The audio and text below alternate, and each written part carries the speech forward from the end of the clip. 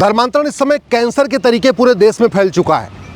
प्रत्येक राज्य में धर्मांतरण हो रहा है, प्रत्येक जिले में धर्मांतरण हो रहा है, प्रत्येक तहसील में धर्मांतरण हो रहा है। झूठ बोल के धर्मांतरण हो रहा है, धोखा दे के धर्मांतरण हो रहा है, लालच दे के धर्मांतरण हो रहा है, काला जादू अंधविश्वास फैला के धर्मांतरण हो रहा है, बीमारियों का इलाज करने के नाम पे धर्मांतरण हो रहा है, हॉस्पिटल में इलाज करने के नाम पे धर्मांतरण हो रहा है, स्कूलों में मुफ्त में एडमिशन देने के, मुफ्त में एजुकेशन देने के नाम पे धर्मांतरण हो रहा है, और पूरे देश में बड़े प्लान्ड वे में भारत की संस्कृति को ख़त्म करने की एक साजिश रची जा रही है। धर्मांतरण से राष्ट्रांतरण होता है और प्रतिदिन 1500 परिवारों का धर्मांतरण हो रहा है। एक परिवार में 7 आदमी मान के चलिए तो प्रतिदिन 10,000 से ज़्यादा लोगों का धर्मांतरण हो रहा है। इसका मतलब साल में 40 लाख लोगों का धर्मांतरण हो रहा है।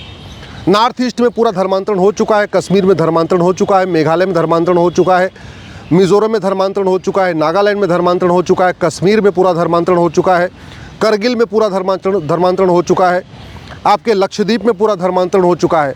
भारत के 9 राज्य जो 800 जिले, भारत के 9 राज्यों में पूरी तरीके से धर्मांतरण हो चुका है। 800 जिलों में से 200 जिलों में पूरी तरीके धर्मांतरण हो चुका है। 6000 तहसीलों में से 1500 तहसीलों में पूरी तरीके धर्मांतरण हो चुका है। बॉर्डर पे जो 300 तहसीलें हैं वहाँ पूरी तरीके धर्मांतरण हो चुका है।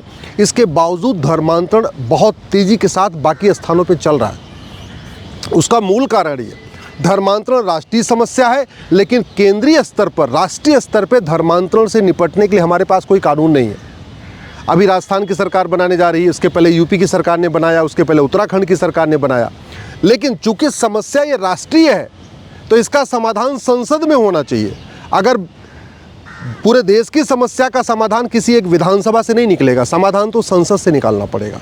इसलिए मैं माननीय प्रधानमंत्री जी और गृहमंत्री से आग्रह करता हूँ, इस बीएनएस में एक चैप्टर है ऑफेंस रिलेटिंग टू रिलीजन, तत्काल इसमें एक नया चैप्टर जोड़ा जाए, ऑफेंस रिलेटिंग टू कन्वर्जन।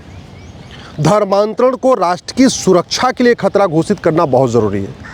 धर्मांतरण देश की एकता अखंडता के लिए खतरा है, लेकिन इसको कभी किसी कानून में घोषित नहीं किया गया। धर्मांतरण अपने आप में इनडायरेक्ट वॉर है, वेजिंग वॉर है, लेकिन हमारे पास वेजिंग वॉर की धारा है, लेकिन उसमें भी धर्मांतरण वेजिंग वॉर है ऐसा हमने कहीं लिखा नहीं है।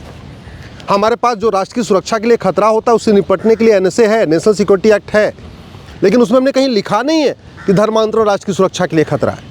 हमारे पास यूएपीए है, अनलॉफुल एक्टिविटी एक्ट है, लेकिन हमने धर्मांतरण को अनलॉफुल एक्टिविटी डिक्लेयर नहीं किया। धर्मांतरण एक ऑर्गेनाइज क्राइम है और ऑर्गेनाइज क्राइम से निपटने के लिए बीएनएस के सेक्शन 111 है। सेक्शन 111 में जो डकैती है उसको ऑर्गेनाइज क्राइम माना गया है, लेकिन धर्मांतरण ऑर्गेनाइज क्राइम है, ऐसे लिखा नहीं है। चूँकि हमने कानून में लिखा नहीं है तो पुलिस उस पर धर्मांतरण कराने वाले और उनके मददगारों पे सेक्शन 111 लगा नहीं पा रही। बीएनएस में जो हमारी राष्ट्र की सुरक्षा के लिए खतरा है, जो हमारी एकता अखंडता के लिए खतरा है, उससे निपटने के लिए प्रावधान है। जो भारत की संप्रभुता के लिए खतरा, उससे निपटने के लिए इसमें धारा है। जो भारत के खिलाफ एक वॉर है, इनडायरेक्ट वॉर, उसके लिए भी इसमें धारा है। लेकिन हमने धर्मांतरण को बीएनएस में कहीं लिखा ही नहीं है कि हाँ धर्मांतरण भी इनडायरेक्ट वॉर है, धर्मांतरण जो है हमारी संप्रभुता के लिए खतरा है, धर्मांतरण देश की एकता अखंडता के लिए खतरा है। इसलिए पुलिस के हाथ बंधे हुए हैं, पुलिस चाह के भी लगा नहीं पा रही है। तो समाधान इसका यही है कि इसी बीएनएस में सबसे पहले एक चैप्टर जोड़ा जाए ऑफेंस रिलेटिंग टू कन्वर्जन। दूसरा, सेक्शन 111 को अमेंड करके उसमें कन्वर्जन भी शामिल किया जाए, जो ऑर्गेनाइज क्राइम की धारा है। वेजिंग वॉर की धारा में साफ साफ लिख दिया जाए कि धर्मांतरण वेजिंग वॉर है। जो भारत की संप्रभुता एकता अखंडता से निपटने के लिए सेक्शन 148 और 152 है, उसमें लिख दिया जाए कि ये धर्मांतरण हमारे एकता अखंडता के लिए खतरा है और ये वेजिंग वॉर भी है और हमारी संप्रभुता के लिए भी खतरा है। और सबसे इम्पॉर्टेंट, धर्मांतरण का एक एसओपी बनाना पड़ेगा, स्टैंडर्ड ऑपरेटिंग प्रोसीजर बनाना पड़ेगा। एक स्टैंडर्ड इन्वेस्टिगेशन के लिए हमें क्वेश्चनायर बनाना पड़ेगा। धर्मांतरण के मामले में मैंने देखा यूपी की पुलिस अलग तरीके से पूछताछ करती है, एमपी की पुलिस अलग तरीके से पूछताछ करती है और कई राज्यों की पुलिस तो पूछताछ भी नहीं करती है।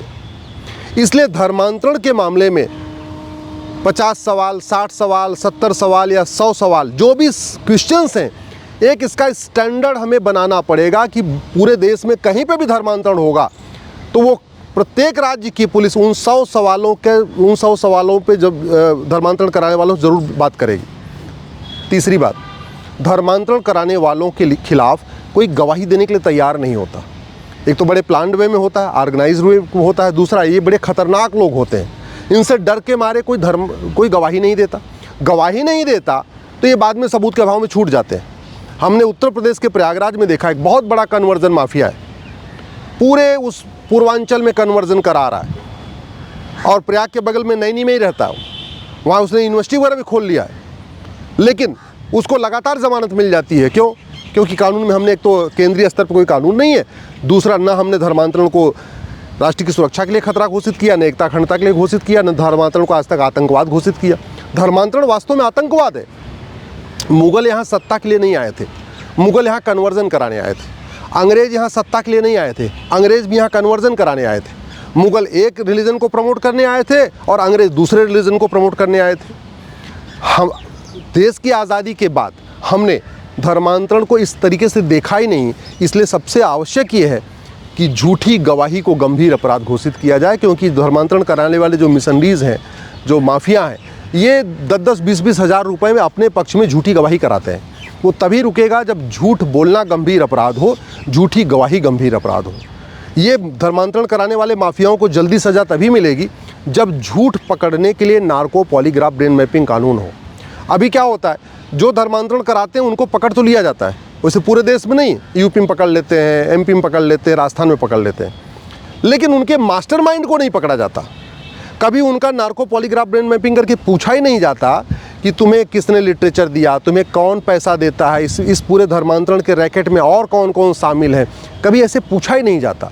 उसका वो तभी हो सकता है जब भारत में नार्को पॉलीग्राफ ब्रेन मैपिंग कानून हो। और एक बात मैं कह सकता हूँ, दुनिया में सबसे ज़्यादा धर्मांतरण भारत में हो रहा है, दुनिया में सबसे ज़्यादा धर्मांतरण कराने वाले मिशनरी भारत में है, दुनिया में सबसे ज़्यादा धर्मांतरण कराने वाले दूसरे संगठन भारत में है, दुनिया की सबसे बड़ी जमात का हेडक्वार्टर भारत में है। भारत के ऊपर बहुत बड़ा खतरा हो रहा है और इस धर्मांतरण के कारण राष्ट्रांतरण हो रहा है। धर्मांतरण के कारण भारत का विचार बदल रहा है, धर्मांतरण के कारण भारत का त्यौहार बदल रहा है, धर्मांतरण के कारण भारत की संस्कृति बदल रही है, धर्मांतरण के कारण वसुधैव कुटुंबकम का जो विचार था भारत का वो ख़त्म होता जा रहा है।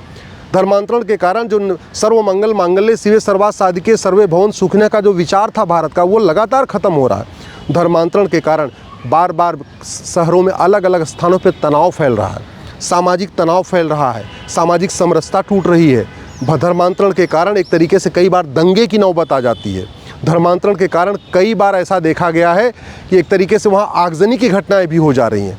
इस धर्मांतरण को रोकना सरकार की ड्यूटी है। सरकार तभी रोक सकती है जब कानून कठोर हो, खौफ पैदा करने वाला हो और सबसे बड़ी बात कि भारत में भ्रष्टाचार खत्म हो, क्योंकि धर्मांतरण कराने वालों की सारी फंडिंग या तो काला धन से होती है, हवाला के ज़रिए होती है, कैश में होती है।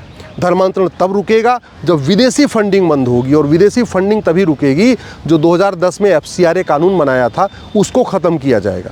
तो धर्मांतरण रोकने के लिए केंद्र सरकार को पहल करना ही पड़ेगा, BNS में बदलाव करना ही पड़ेगा, FCRA को ख़त्म करना पड़ेगा, मनी लॉन्ड्रिंग एक्ट, बेनामी प्रॉपर्टी एक्ट और ब्लैक मनी एक्ट को बदलना ही पड़ेगा, प्रिवेंशन ऑफ करप्शन एक्ट को बदलना ही पड़ेगा, और सबसे बड़ी बात झूठ को गंभीर अपराध घोषित करना होगा। झूठ पकड़ने के लिए नार्को पॉलीग्राफ ब्रेन मैपिंग कानून बनाना होगा और जस्टिस विद इन ईयर लागू करना होगा। जिस दिन से भारत में जस्टिस विद इन ईयर लागू हो जाएगा और धर्मांतरण कराने वाले मिशनरियों और उनके मददगारों की 100% प्रॉपर्टी जब्त करना शुरू कर देंगे, उनकी नागरिकता ख़त्म करना शुरू करेंगे, उनको साल भर के अंदर आजीवन कारावास फांसी में देना शुरू कर देंगे, उसके बाद मैं गारंटी के साथ कहता हूँ 90% धर्मांतरण तो साल भर में रुक जाएगा और 5 साल के अंदर 99% धर्मांतरण रुक जाएगा। फिर 1% लोग जो स्वेच्छा से धर्मांतरण करना चाहेंगे वो अपना करेंगे, लेकिन सच्चाई है भारत में 99% धर्मांतरण या तो झूठ बोल के होता है, धोखा दे के होता है, लालच दे के होता है, बरगला के होता है, फंडिंग के कारण होता है। ये तभी रुकेगा जब केंद्र सरकार पार्लियामेंट में कुछ नए कानून बनाएगी, BNS में बदलाव करेगी, बेनामी प्रॉपर्टी एक्ट बदलाव करेगी और नार्को पॉलीग्राफ ब्रेन मैपिंग कानून बनाएगी।